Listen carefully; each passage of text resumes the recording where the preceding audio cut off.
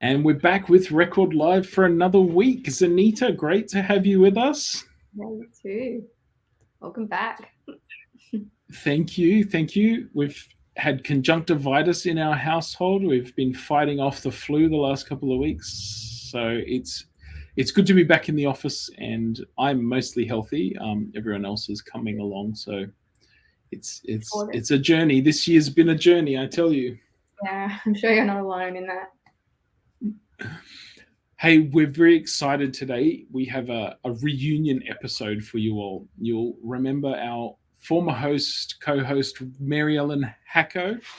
I'm not going to try and say it in the official Serbian way, but she's back with us today. So we'll just bring her on. Here she is, Maryellen. Wonderful to have you back.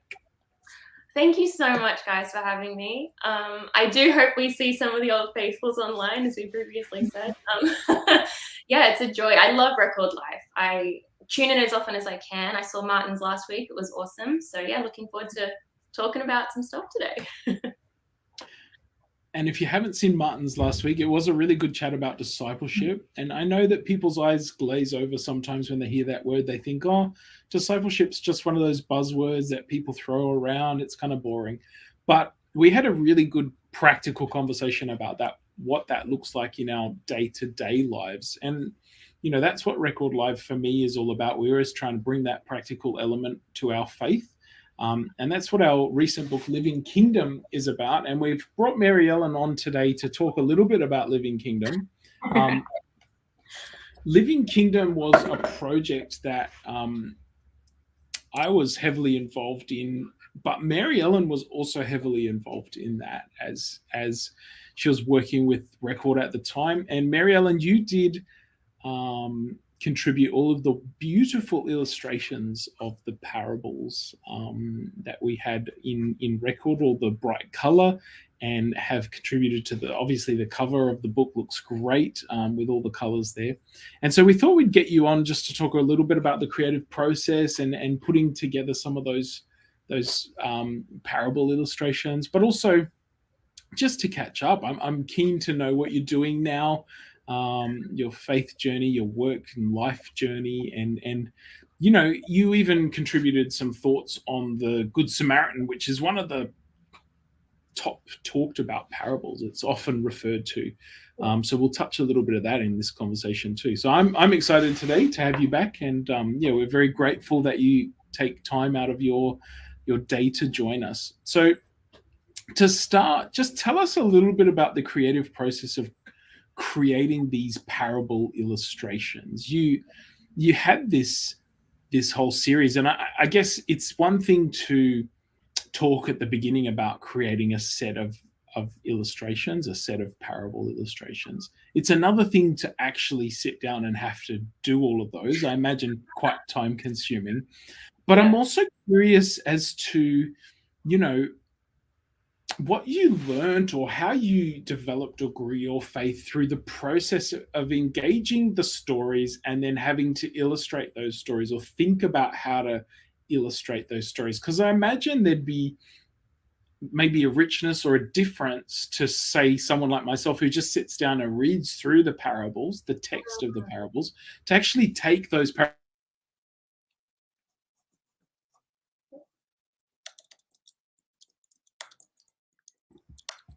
Someone's dropped out. Who's dropped out? I've also lost him. I was like, it's me. Oh no.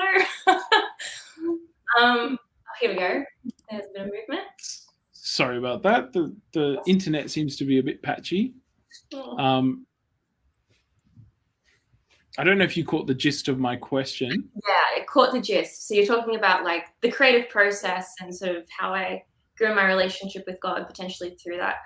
Yeah, that's a great question. I don't even quite know where to begin. I guess, first of all, getting to do the illustrations for Living Kingdom was such a privilege and a joy. Like at Record, and, you know, Zanita, you're just learning this, you know, having come to the team, there's a lot of different jobs, you know, you're always doing something different, a whole bunch of different things you can do. And A lot of that is writing based. So it was really nice for me, like while I was at my desk, if you just have a mind blank or you're just like blah for an afternoon, you just don't want to work on something more mentally heavy, I would just get out my iPad and start drawing one of the illustrations. So that was awesome. I loved that.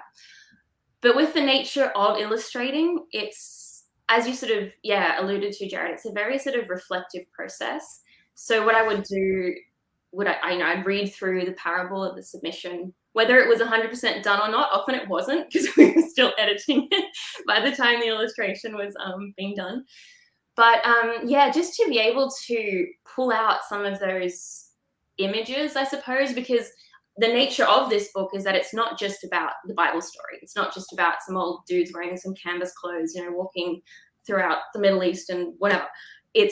I remember one really vivid image was by someone who talked about like watermelon running down a kid's arm, how, like, that's so cool. And that was all Jesus' parables, but it wasn't. So yeah, getting to really draw out some of those images was awesome for me, because it just forces you to actually like reflect, I suppose, on your own experience. And I guess overall, I just sort of learned that, Jesus's stories are so deep. They are so rich. Obviously, the Bible is living word, and that's just incredible.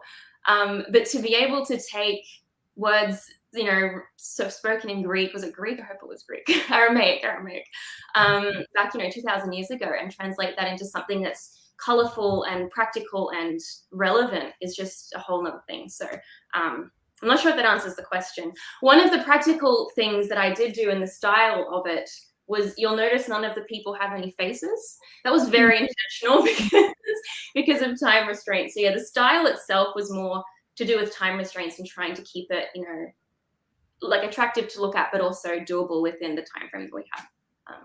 That's a bit about it. Faces are probably the hardest thing to do anyway, so. Oh yeah, and fingers. Faces and fingers are the worst. So there are not many of them at all in the series. So you obviously illustrated this, and you also wrote for it as well. And you've actually got your fingers in a few pies when it comes to like the creative side of things.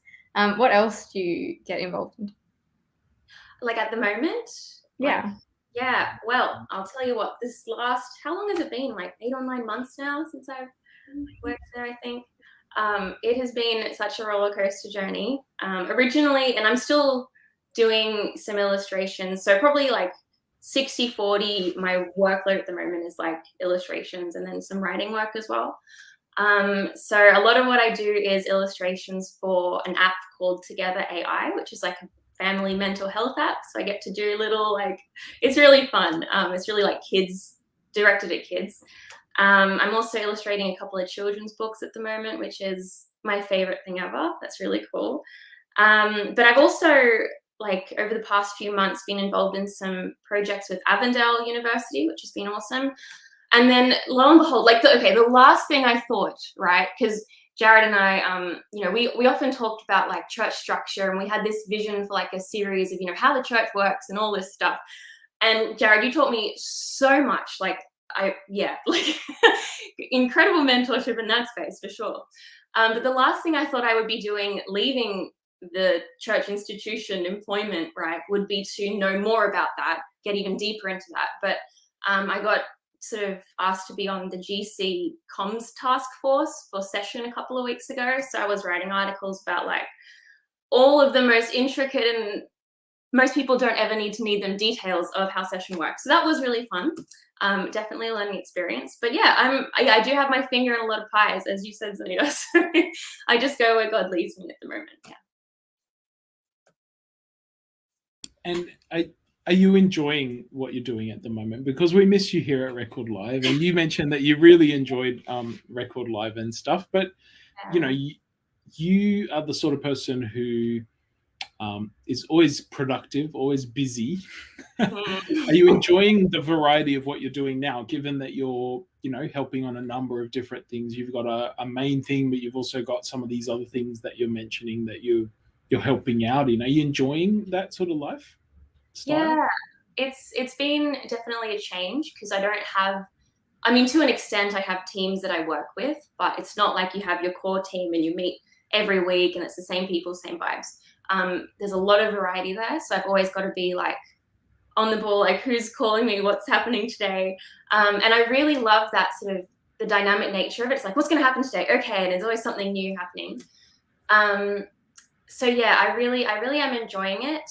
I don't know what the future holds in the sense of like the nature of my work, but it's been really great as well because my schedule is really flexible at the moment, and it kind of ties in a bit actually to what I did write about in Living Kingdom, which was this whole idea of like rest and making margins in your life and like trying to, I guess, not be completely consumed by like the grind of life, you know, the rat race, that kind of thing.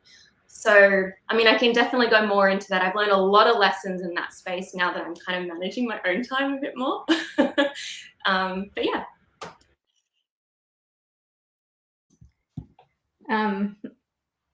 I've noticed you have a lot of things going. You've got like your multiple Instagram accounts, and you've got you've got a blog, you've got a website, you've got a YouTube channel, you've got TikTok, and probably Twitter. Like, I think you're handling all of the social media things as an artist so well. And amongst all of that, you've got a page that's dedicated to kind of what you've spoken on here. You've got a page dedicated to rest, which I find fascinating because I would have thought doing all of these things that you would just be one of those really success-orientated, busy people who doesn't have time for rest. And I guess I'm surprised that you're able to create a page on rest and that's informing other people how to do that. And so I'm just wondering how you got to that point, really. Oh, wow. This is like my whole testimony. That's basically, long story short, I'm a walking contradiction. But yeah, that's a really insightful observation, Anita. Yeah. My page is called Create Rest, and I've sort of taken a bit of a step back from social media the last couple of months to just sort of evaluate where I'm at in that space. So I appreciate the compliment, but I don't feel like I'm doing it very well at the moment.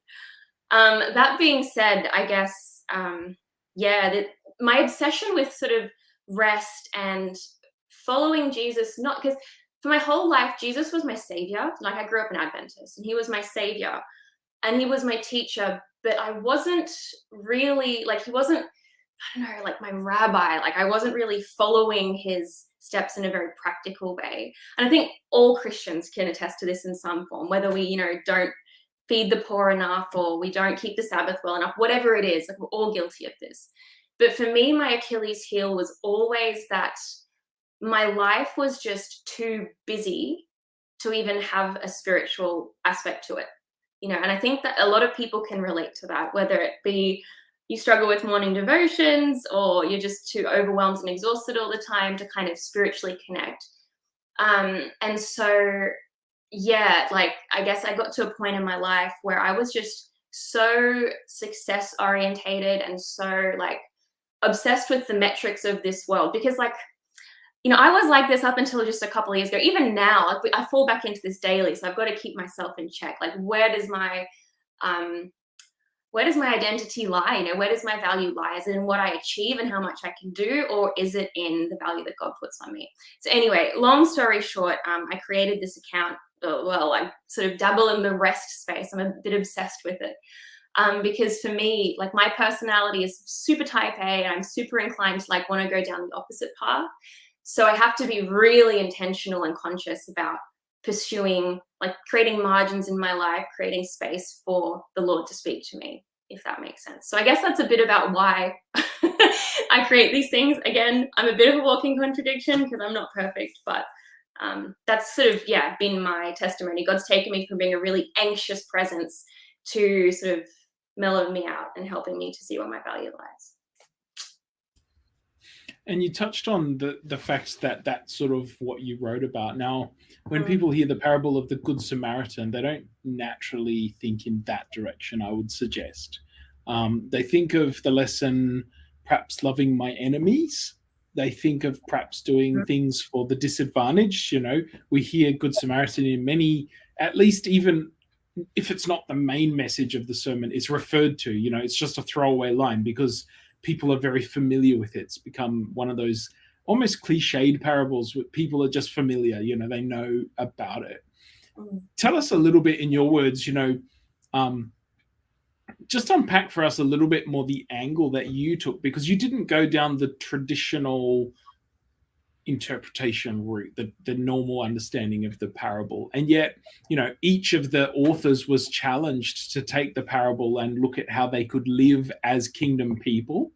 And that's a very practical thing. But how did you tackle the Good Samaritan, and what does it have to do with rest and that emphasis for you, instead of sort of the cliched common interpretation that we have? What was your journey to getting there? And just tell us in a nutshell sort of what you covered in that way. Yeah, cool. So I guess to start off, I want to just preface that like the traditional, like the more common interpretation is not wrong. Like that's absolutely a challenge in and of itself, to look out for our neighbor and be good to the poor and disadvantaged and that sort of thing. But I guess for me, there's always been a lot of pressure in maybe that traditional interpretation, and as there should be, right? Jesus exemplifies this so well. But I think often in our Christian experience, when we hear, the pastor up the front or whoever it is challenging us to do more mission and to reach out more and stuff, it's like we're already on a treadmill in life. We're so busy all the time. And this command is just like, pressing the button to go even faster on the treadmill, or it's just like jumping off the treadmill and getting onto another treadmill, because like our spiritual life also requires the hustle. And so I guess I read this parable and I was like, well, I don't ever have time to stop in the middle of the street, as like most of us don't, and help the beggar or whatever it is. I just don't have the time. So for me, time was the key factor. And when we look at the parable, it is interesting that the priest and the Levite, those two first characters that Jesus describes, they're not bad people, right? If you like the average priest, the average Levite, they're going to be righteous people. They're going to be upstanding citizens. Like, I don't want to call ourselves righteous, but like, most of us would probably fall into that category. We're like good people. And when I see a beggar on the side of the road, it's not like, oh, I don't care about you, my life is more important. It's just that I'm in such a hurry that I don't have the time to stop. And so that's kind of the interpretation I took. And I've heard different sermons on it, and I went into this a little bit in my explanation of it, but I can't remember if it's the priest or the Levite, but someone in the comments can correct me, I'm sure. One of them in the temple, their method of payment was sort of like tithe. So people would bring their goods to the temple, whether that be like sheep, whether that be money or whatever it is. And the priest or the Levite, whichever one it was, would take it home with them. And that was their payment. That was how they actually like sustained their family until they would go back to the temple to serve again. So you can imagine they're coming down this road and they see this guy on the side of the road who's like pretty much dead, right? They don't know, but he looks like he's dead. And in Levitical law, you've got all kinds of instructions on not basically contaminating the offerings of the temple. So, if that was me, and if I had a like family of 5 or 6 to care for back at home, the last thing I'm going to do is stop on the side of the road for the guy who's almost dead to like give up the next however many weeks of like my life, the way I'm going to survive. So yeah, it really is a challenge, I suppose, in the sense that, what are we worshiping? What are we relying on in our lives? Whether that be time focused or whether that be the material goods that we have that we like, I earned this money, I deserve this, where does that actually come from? It all comes from God. And he asks us to steward those things responsibly. So yeah, I took a time angle because that's what I struggle with. But there's lots of different angles in this story that I think are fascinating. You make an interesting point. Like, there's nothing wrong with the traditional way of looking at the parable in terms of like help the needy or like go out and serve. I think at church a lot of the time we tend to like push that into it like a special day. Like we have service days and that's great. But it's like you said, we don't actually have time in our daily lives to do that. Like, we don't have. It's like you said in your story, and there's an author and a preacher who talks about this idea of margins in your life, which you also mentioned, and I think he writes in order to be effective disciples, we need to create space, Yeah. which is what you're referring to as margins. So do you want to explain a little bit what that looks like? Cool. Yeah, sure. I'm not perfect at this. Again, I'm a walking contradiction at times. I actually just finished his book. His name's John Mark Comer. My husband and I went to Melbourne on the weekend. We drove up and down. I wouldn't probably do it again. It's a very long drive. But anyway, we drove up and down. So it was like 18 hours of driving these last few days. And I listened to his book actually twice. Once on the way down and once on the way back up. Because I was like, this is so good, so relevant. And yeah, he talks about really, like, in order to implement margins in your life, right, practically, he talks about really simple things. Like, for example, he's a really type A guy, and he says, like, he's the classic person who, when they're stuck in traffic, you're going to merge into the lane that has the least amount of cars so that you can get around the intersection most quickly. Or if you're at the grocery store, you're going to line in the shortest line so that, you know, you're just done with everything quickly. But he said one of the first things he started doing was actually just stepping into the longest line and not scrolling on his phone, you know, just being present in that moment, feeling the time passing by, just being more aware of it and stuff. So that is something I've started doing. I wouldn't call myself, like, I'm not too bad on the road. Like, yeah, I don't have that issue, I don't have road rage, but I do have it when I'm walking behind slow people, when I'm getting my groceries, just those little things, you know. So I've sort of started doing that, but I guess it all comes down to structuring your life in a way where you actually prioritize. And that sounds so dumb and so simple, like duh. But I guess now that I'm sort of in this new stage of my working life and like managing my time, I've been really conscious about trying to fit in all the practices as best I can. Obviously, this doesn't happen every week, but to fit in all those practices that I really want to commit to. So for me, that's like prayer and Bible time in the morning. It's like taking care of my body 3 or 4 times, like exercising 3 or 4 times a week, whatever those things are, and like having non-negotiable space in your calendar for those things. And then everything else has to fit around it. And if it doesn't, too bad, essentially. That's 2 things I can think of. I kind of forgot your question. I'm sorry. What was the rest? Well, that's good. I asked about how to create margins. So I think you've done that. Creating space, carving out things, prioritizing the important stuff, and then working around that. Maryellen, we had Jeffrey comment. He agreed about the treadmill. How do you know when or if you are doing enough? If we go down that route, we can never sort of reach the end of that, I think.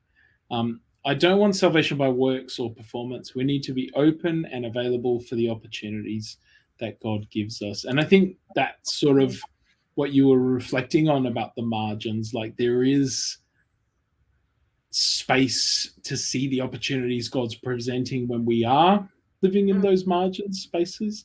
There was a devotional at work maybe a couple of months ago even that sort of stuck with me about a similar thing, being present. So instead of eating a meal and scrolling your phone, you just eat the meal and savor the meal and probably talk to your family instead of being distracted, or, you know, so doing one thing at a time instead of multiple things at a time. I think that's really, to me, you know, gives us the opportunity to be more aware, like Jeffrey mentioned, about God and his presence and allowing him to speak to us. I guess I'd like to tie in your art or the creative streak, because I remember, you know, when we worked together, you had a passion for highlighting artists in the church and how their faith and their art sort of combined. And if we take this idea of doing everything for the glory of God, or being present in our pursuits, whatever that is, what does it look like for yourself as an artist to experience God in that space? Like, you can do art for your job. You did art for the illustration, and you've mentioned some tricks to make the illustrations easier so you could get them in time for the deadlines. But is there also some of that margin built into doing art? How do you experience presence and you know, glorifying God in that space of creativity, you know, the creative pursuit? That's a really great question. You sort of highlighted, like the no faces thing for this, and illustration jobs, and it is interesting now sort of entering, I guess, the space in a more professional capacity. There is such a difference between making art for yourself and making art for someone else. And I mean, I don't get to do as much for myself as I would like yet, but I guess that's a process. But yeah, when you're making it for someone else, there's obviously deadlines and requirements, and it can be quite a frustrating process at times, because you do something wrong, or they don't give the brief clearly enough, or whatever that is. But I guess what you're referring to is more like that contemplative space for art. And I guess I'm wondering about both. Can there be a space professionally? Because I think it has ramifications for whatever we do. Work, yes. Deadlines, yes. But is there still space in those spaces to find God? But also the contemplative, like making art for art's sake and finding God in the creative process, that sort of thing. I think, I'm curious as to if you experience and can find space in all of that process. Yeah. It's interesting. Illustration, or really any creative process that's not like writing, or I'm sure there's other creative processes that don't fall into this category, but there are a lot of creative pursuits where your mind is pretty much empty. And with drawing and painting, you can just draw and paint, and just your brain's like over here and you're in that flow state, and it's an amazing thing. It's like my favorite feeling when you get into that. It's difficult, but and so in a way, it's almost like, for me, because I do both the writing and the illustration thing, when I write, it's like if I'm writing about God, obviously this is that caveat there, but if I'm writing about God, I'm like actively contributing something, or thinking about something, or like I'm putting something out into the world, right? Whereas when it comes to illustration, regardless of what the kind of illustration is, because my mind is fairly empty, I'm listening to books about God, I'm listening to worship music, I'm listening to sermons, like it's just the best. And when that happens, I'm getting ideas and I'm like jotting them down as I go. But it's so funny because I can look back at like random drawings I've done of like a kid looking in the mirror or whatever it is. And I'm like, oh yeah, that was when I was listening to that sermon about Zacchaeus and I learned that, that kind of thing. And so I guess for me, that's where the margin is, because your brain is just open. It's open to absorbing that kind of stuff, regardless of whether it's for you or for a client, which is, it's pretty cool. Another thing though that I found, and this is a bit of a tangent and I don't want to like delve into this can of worms too much, but for some reason, like I always found making art on Sabbath like a bit of a weird thing for me. And again, everyone has their own Sabbath and their own like, boundaries for where everything lies. But now that I do it professionally, like I actually find it's such a beautiful thing to do on Sabbath. Obviously, if I'm not selling it, like that's the caveat for me, I'm not going to sell the stuff I do. But I've just really noticed a big difference now between when I do it for myself. It's like a moment between me and God. Like I'm intimately talking to God sort of through that process. Like, hey God, what color should I put here? Or, how can I convey whatever this abstract thing is into some kind of like spiritual thing? I don't know, whatever. But whereas, when I'm doing it for my job, it's like, a little bit stressful. So there's like now a very clear delineation there, and I'm like more comfortable doing it as an act of worship, if that makes sense. But I suppose when you're commissioning work for people, it's like anything, you've got expectations and you're trying to meet certain standards, and so you're probably worrying about the process a bit more than on Sabbath. You're supposed to go free and get in that zone. Exactly. The flow state, there's no rules. It's great. The flow state. What was I just saw my train of thought. I was going to say, you made a post recently about how you have to create content for like the content that you're creating, as in like the art that you do or like the writing that you do, that you have to sub that with social media, which I think in the creative world these days is almost like part of the package. Like you have to be on board that social media train. And you mentioned that you're having a break with it at the moment. But how is your relationship with social media these days? Like, have you learned to embrace it, or are you just like white knuckling and like committing to it because it'll be helpful? Man, that's a good question. Probably somewhere in the middle. I don't know.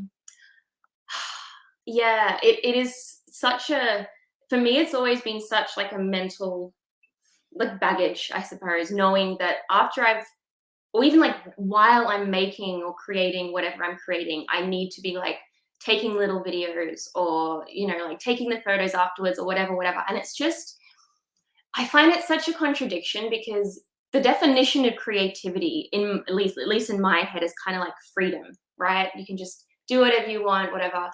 But social media, it's like you need to be putting it out at this time of day and this, and you need to be having this much content, blah, blah, blah, blah, blah, in order to be successful.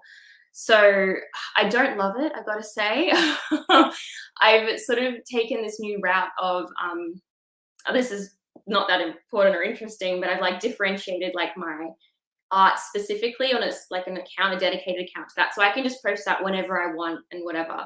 Whereas other accounts like the rest one and then just like my personal one that I've always had is going to be more directed to like actually consciously making content, I suppose, like to like actually help people in some regards, so that there's not so much of an overlap there anymore, because that really stifled all creativity for a long time. I'm like, oh, should I actually post this? Because like it doesn't really fit with my theme, or it's not going to be posted at the right time, or whatever. Yeah, I'm not sure if that's very interesting or answers your question, but yeah.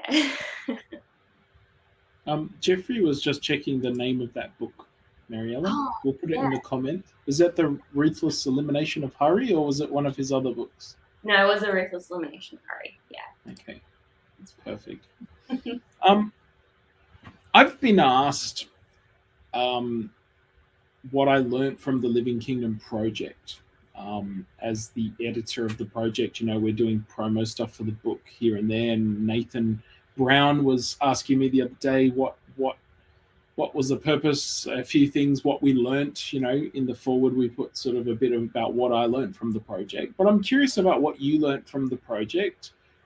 If anything stood out to you as and you didn't quite stay with us until the end of the project, but we did a lot of the groundwork and the organizing of it, either through the illustration part of the process or even just some of the writing and the commissioning and different people for articles. And what did you learn about Jesus, his kingdom, living in his kingdom through taking part in this parables project?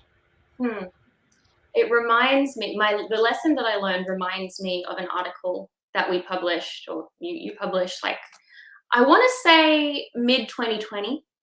I could be wrong, but I don't even remember who the author was. I wish I knew more about it. But basically the gist was that like this author was talking about how there's like contradictions or mismatching details in some of the gospels. And then some people use that to tear down the Bible as not being accurate or not being reliable.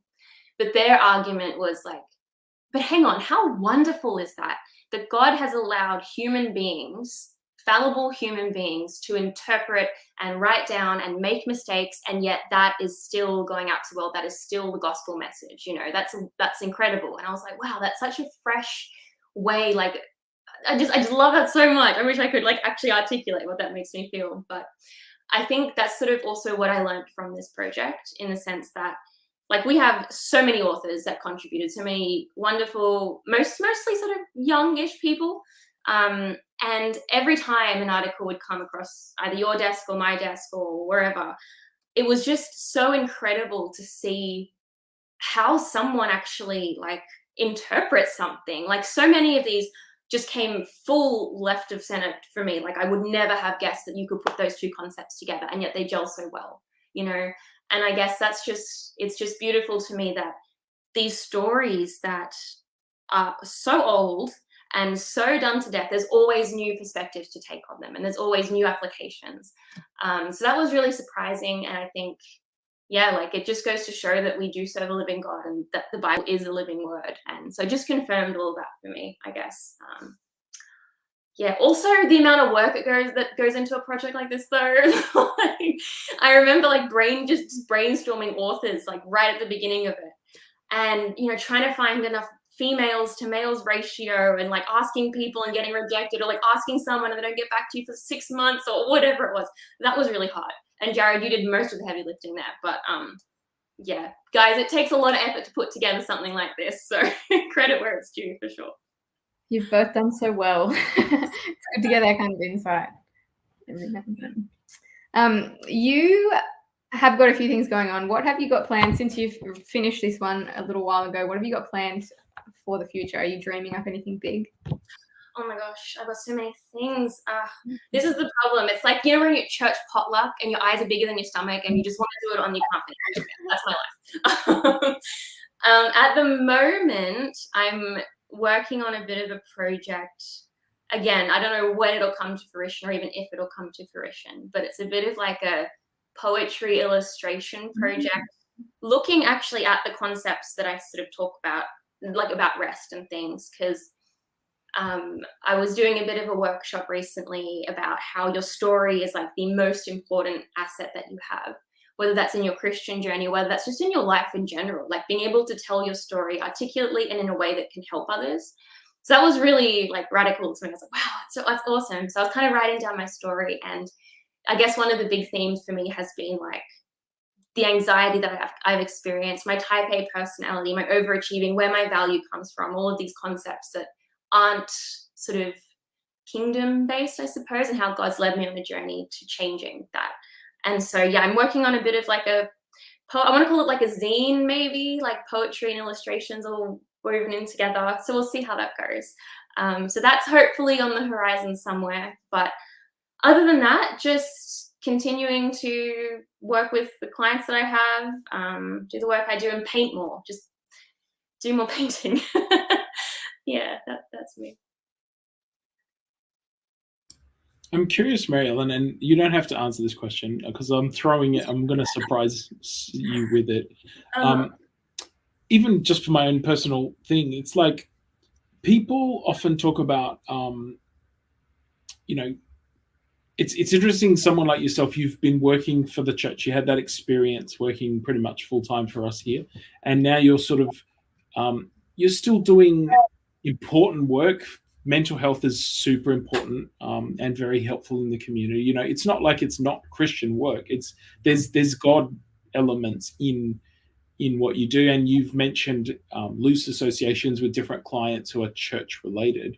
But do you think your faith has changed at all, or has it been helpful or less helpful working for the church as opposed to not working for the church? You know, when I first was going to start working for the church, I'll never forget what my mum said to me. She goes, just remember you're working for God, not people. So don't get disillusioned, discouraged, you know, upset by the church, because you will get let down by the organization, but you got to do it for the right reasons. Don't try and hang all your hopes on the church as a structure, as an organization. I'm just curious how you're feeling your own faith journey, your development is going, you know, not being in the system, what it's like. Maybe it's not good or bad. Maybe it's just differences, you know, things that you've noticed in your own faith journey that are benefits or disadvantages, or I'm just curious. Yeah, no, great question. I love this question so much. I guess I could start by addressing like the church and then sort of like the difference now. So it actually really opened my eyes. It taught me about my experience at Record and like at the SPD, I guess. When I was working on the GC session, they called it a task force, but basically just like, yeah, writing articles for the comms directors there. Super, super interesting, because I think a lot of like lay Adventists, we watch something like Session on YouTube, or, you know, we engage with it in whatever capacity. And it's very easy to be like, oh, it's so corrupt, or, oh, like, what are they doing? You know, making these stupid decisions. It doesn't reflect my values. I'm so disenfranchised by the church, whatever.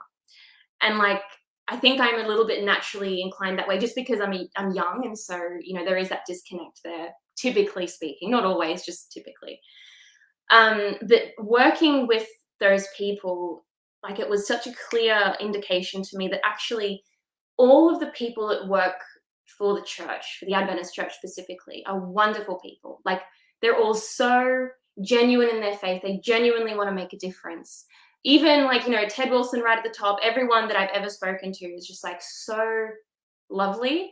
And all of the like political stuff that happens and just all of the things that you know, grind your teeth when you see or whatever, that's not an individual, and it's not like a pre-planned thing that happens. It's not like people like colluding behind closed doors trying to make it all corrupt. It's not like that at all. It's just we live in a global church, and it's really difficult to navigate some of that stuff. And so being in that situation, because that was sort of new for me and I was going into it with fresh eyes, taught me a lot about sort of, I guess, my experience at Record, and like, you know, seeing all of the news articles come across my desk and stuff. Even when things do get difficult or you have that bad comment or whatever it is, like every single person that is in the church organization that I've ever interacted with is just such a genuinely lovely person, you know, Christian person. And yeah, it was just refreshing to like, I guess, be reminded of that. It's like, oh wow, like, yeah, we do belong to a wonderful organization. And even though it can be difficult at times, like God is still in this space. So that was sort of, I guess, yeah, like coming out of working for the church, that's sort of what I've seen and realized. But in terms of like other clients and stuff, it's been it's been a bit wild because I've realized how weird I am as an Adventist. Like even amongst other Christians, Martin, you had on last week, he works for Yes He Is. I've sort of done a little bit of dabbled in a couple of things for them there as well. And like they're not Adventist. And even when you're writing Christian content, you can still have so many differences. And it's like, oh my goodness, I forgot, like I'm so tone deaf to just like even just the general Christian population, let alone non-Christians, right? So that's been really challenging for me, trying to like change my language from like even things like, you know, I'm a Christian or I'm an Adventist to I'm a disciple of Jesus, so I'm a follower of Jesus. Just some of like using more attractive language and that kind of a thing has yeah, that's just been a real big lesson for me. So I'm still learning and I'm still growing and I'm still far from God's far from learning me a thing. But I guess that's sort of been my experience so far. As long as you're growing and learning, that's the important thing. But it's a good point that you made, like in terms of the whole GC thing. It's really easy, I think, when you're behind the screen and when you don't know the people personally, to just like attack and to be like, they're not going with my values or they're doing this wrong. But like we forget that like everyone's just doing their best and everyone's doing what they think is the right way forward. So that's a good point that you made. But as we finish up, as you know, we like to get practical on Record Live. And I know we've kind of delved into a few things here. Like we've talked about creating margins and pursuing creativity and embracing interruptions. I guess if there was like one takeaway that you would like to leave people with on any of those things, what would it be? Oh, goodness. It's probably, to borrow more words from John Mark Comer in his book. Again, I highly recommend. But it's that busyness is the enemy of spiritual life. And I think, you know, if you ask someone like, what's the biggest enemy of Christianity in 2022, they might say, oh, you know, the sexual revolution, or like politics, or I don't know, consumerism, secularism, whatever it is. And like, obviously there's an element of truth to all of those things. But at least for me, the biggest enemy, not only outside of the church, but inside of the church, to being a true disciple of Christ, is that busyness aspect. So I guess just say no, guys. It's just a challenge to me as well. But whatever the next thing someone asks you to do is, just say no. That would be my advice. And also pray about it, because like God is the God of time, and he can give you more time if you need more time. You know, like we have such little faith. I have such little faith sometimes when it comes to these things. I get so stressed out by how much I have to do and how much little time. But then I just give it to God, and I remember, hey, if you can make the world in 7 days, you can fix this problem for me. So yeah, that's what I would say. And if we're asking you to do Record Live with us, don't say no to that, but say no to everything else that comes along. All the other opportunities. Hey, Maryellen, we're getting a little better at finishing at about 45 minutes, so we're gonna wrap up. Go us. We've certainly had some. Okay, tell us. Can you just tell us where people can find a bit more of your artwork and your writing if they want to learn more about you, see more of you? That's so nice. Oh, thanks. You can probably Instagram is the best place, and you can just look up the name Maryellen Creative, just all one word. That'll be where you can find most of the hub of everything that I do. But yeah, thanks. Awesome. Hey, it's been great to chat to you again, Maryellen. It's been too long. We've missed having you on the team, but we're really glad to see you flourishing and continuing to grow and learn, as you've said. And I think it's about time we got you to write another record article or science article or two. I think it's been a little while, so I might just have to. I've meant to email had a couple of thoughts. Yeah, yeah. I haven't emailed yet. Well, we can take this as your reminder. But yeah, glad to catch up with you. Really good to see you flourishing. Jeffrey's mentioned it's really good to see and hear from you again. Jeffrey's one of our regulars from the old days. So yeah, great to have you with us. And thank you for your honesty and being willing to share, I guess, some of your struggles around busyness and your what you're learning and growing in. I know it's never easy to be your soul like that. So we appreciate you joining us today. And I just want to say as well, thank you so much for the illustration work and the work that you did to help pull Living Kingdom together, because I think it's a really great book. If you haven't got a copy yet, you can go to your ABC or the ABC website, Adventist Book Centre, not the Australian Broadcasting Corporation, and you can pick up your copy there. It's a really good small group resource. It's a great practical book, so we'd love you to check it out, Living Kingdom. But thanks, Maryellen, for your involvement, and really good to have you back. Oh, it's so awesome to be back, guys. Thank you so much for having me, and nice to see you, Jeffrey. I didn't see everyone else that commented, but great to see you guys as well. All right, thanks, guys, and we hope to see you again next week on Record Live. God bless. Mm-hmm.